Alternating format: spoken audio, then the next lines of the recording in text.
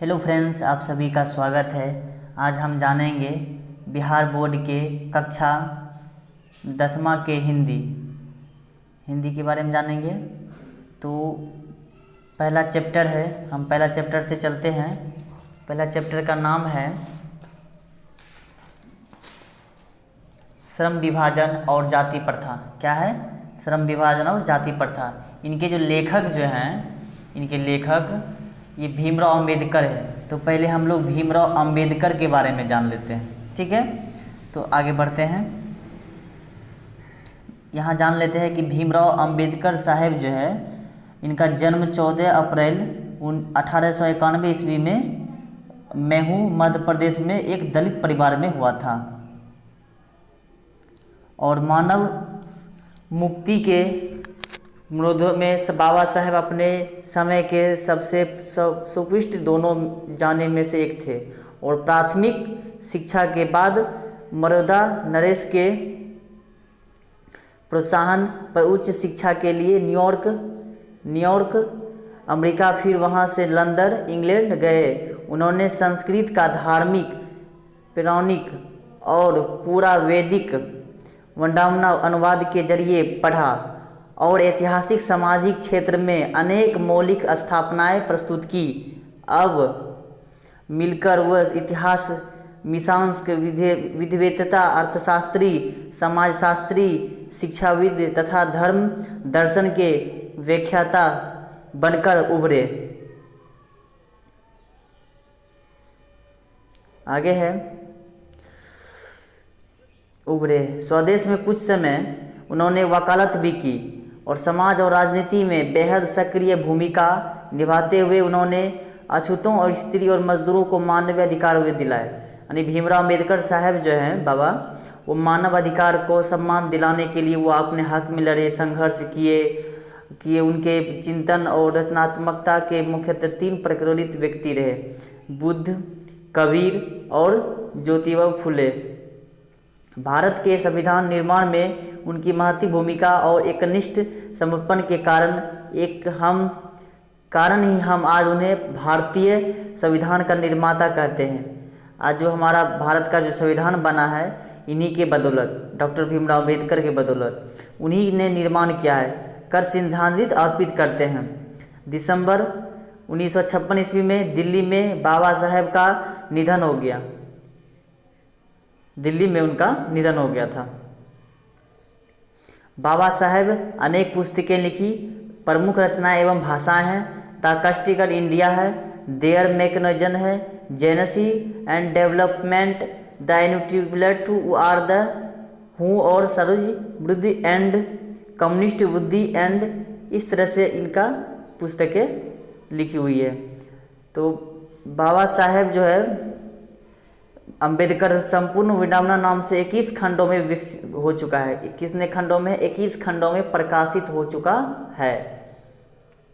यहाँ प्रस्तुत पाठ बाबा साहेब के विख्यात भाषा में एनिहिलेशन ऑफ कास्ट के ललाई सिंह यादव द्वारा किए गए हिंदी रूपांतरण जाति भेद का उच्छेद से कंचित संपादन के साथ लिखा गया है। ये भाषा जातियों तोड़कर मंडल के वार्षिक सम्मेलन के अध्यक्ष भाषा के रूप में तैयार किया गया था, परंतु इसकी क्रांतिकारी दृष्टि से आयोजकों की पूर्णतः सहमति न बन सके।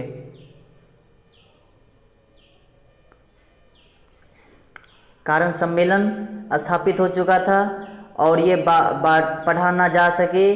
बाद में बाबा साहेब ने इसे स्वतंत्र पुस्तिका का रूप दिया। प्रस्तुत आलेख में वे भारतीय समाज में श्रम विभाजन के नाम पर मध्ययुगीन अवशिष्ट संस्करणों के रूप में बरकरार जाति तथा प्रथा पर मानवीय, नैतिक न्याय एवं सामाजिक सद्भाव की दृष्टि से विचार करते हैं। जाति प्रथा के विषमतापूर्वक सामाजिक आधारों के रूढ़ पूर्वग्रहों, लोकतंत्र के लिए उसकी अस्वस्थकर प्रकृति पर भी यहाँ पर संग्रहित है। विद्यार्थी के दृष्टिकोण पर उभर चुका है। भारतीय लोकतंत्र के भावी नागरिकों के लिए ये आलेख अत्यंत शिक्षाप्रद हैं। अब जो हम चलते हैं पहला जो पार्ट था 10वां क्लास का हिंदी में, वो है श्रम विभाजन,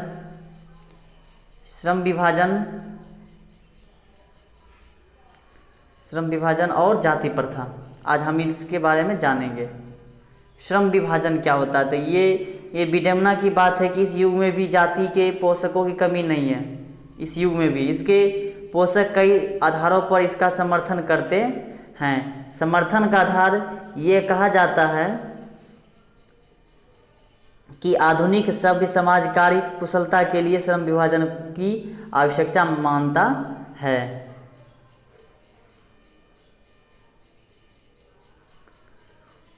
और चूँकि जाति प्रथा भी श्रम विभाजन का ही दूसरा रूप है, यानी जाति जो प्रथा है वो श्रम विभाजन का क्या है? दूसरा रूप है। इसलिए इसमें कोई बुराई नहीं है। इस तर्क के संबंध में पहली बात तो यह आपत्तिजनक है कि जाति प्रथा श्रम विभाजन के साथ साथ श्रम विभाजन भी रूप लिया हुए हैं। श्रम विभाजन निश्चय ही सभ्य समाज की आवश्यकता है, परंतु किसी भी सभ्य समाज में श्रम विभाजन की व्यवस्था श्रमिकों के विभिन्न वर्गों में स्वाभाविक विभाजन करती।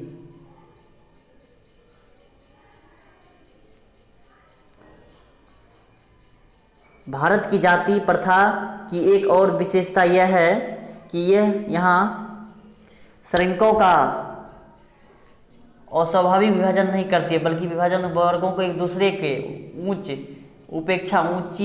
नीच भी करार देती है, जो कि विश्वास के किसी भी समाज में नहीं पाया जाता है। जाति प्रथा को यदि श्रम विभाजन मान लिया जाए तो यह स्वाभाविक विभाजन नहीं है, ठीक है ना, क्योंकि यह मनुष्य की रुचि पर आधारित नहीं है। श्रम विभाजन जो है ये मनुष्य की रुचि पर आधारित नहीं है। कुशल व्यक्ति या सक्षम श्रमिक समाज का निर्माण के लिए यह आवश्यक है कि हम व्यक्तियों की क्षमता इस सीमा तक विकसित करें जिससे वह अपने पेशा या कार्य का चुनाव स्वयं कर सके। इस सिद्धांत के विपरीत जाति प्रथा का दूसरी सिद्धांत यह है कि इससे मनुष्य की प्रशिक्षण अथवा इसकी निजी क्षमता का विचार किए बिना दूसरे ही दृष्टिकोण जैसे माता पिता के सामाजिक स्तर के अनुसार पहले ही अर्थात गर्भधारण के समय ही मनुष्य का पेशा निर्धारित कर दिया जाता है। आगे है, जाति प्रथा पेशों का दोषपूर्ण पूर्व निर्धारण ही नहीं करती, बल्कि मनुष्य को जीवन भर के लिए एक पेशे में बांध भी देती है। भले ही पेशा अनुपयुक्त या अपर्याप्त होने के कारण वह भूखे मर जाए। आधुनिक युग में यह स्थिति प्रायः आती है, क्योंकि उद्योग धंधे की प्रक्रिया व तकनीक में निरंतर विकास के और कभी कभी अकस्मात परिवर्तन हो जाता है, जिसके कारण मनुष्य को अपना पेशा बदलने की आवश्यकता पड़ सकती है। और यदि प्रतिकूल परिस्थिति में भी मनुष्य को अपना पेशा बदलने की स्वतंत्रता ना हो तो इसके लिए भूखे मरने के अलावा क्या चारा रह जाता है। हिंदू धर्म की जाति प्रथा किसी भी व्यक्ति को ऐसा पेशा चुनने की अनुमति नहीं देती है जो उसका पैतृक जो है पेशा ना हो, भले ही वो उसमें प्रांत हो। इस प्रकार पेशा परिवर्तन की अनुमति ना देकर जाति प्रथा भारत में बेरोजगारी के एक प्रमुख प्रत्यक्ष कारण बनी हुई है। इस प्रकार हम देखते हैं कि श्रम विभाजन की दृष्टि से भी जाति प्रथा गंभीर दोषों से युक्त है। जाति प्रथा का श्रम विभाजन मनुष्य की स्वेच्छा पर निर्भर नहीं रहता। मनुष्य की व्यक्ति भावना तथा व्यक्तिगत रुचि का इसमें कोई स्थान अथवा महत्व नहीं रहता। इस आधार पर हमें यह स्वीकार करना पड़ेगा कि आज के उद्योगों में गरीबों गरीबी, उत्पीड़न इतनी बड़ी समस्या नहीं जितनी यह कि बहुत ही लोगों निर्धारित कार्य को रुचि के साथ केवल विवशता के कारण करते हैं। ऐसी स्थिति स्वभाव मनुष्य को दुर्भाग्य से ग्रस्त रहकर टालू काम करने और काम करने के लिए प्रेरित करती है। ऐसी स्थिति में जहाँ काम करने वाले का ना दिल लगता है ना दिमाग, कोई कुशलता कैसे प्राप्त की जा सकती है। अतः यह निर्वाद रूप से सिद्ध हो जाता है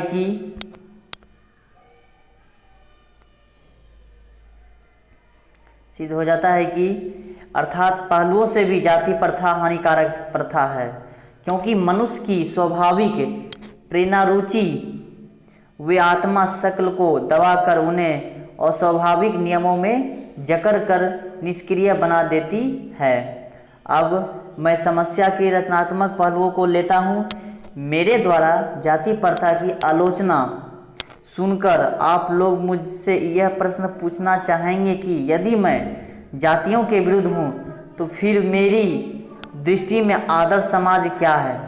मेरा उत्तर होगा कि मेरा आदर्श समाज स्वतंत्रता, समानता, मातृत्व पर आधारित होगा। क्या यह ठीक नहीं है? मातृत्व अर्थात भाईचारे में किसी को क्या आपत्ति हो सकती है। किसी भी आदर्श समाज में इतनी गतिशीलता होनी चाहिए जिससे कोई भी वांछित परिवर्तन समाज के एक छोर से दूसरे छोर तक संचारित हो सके।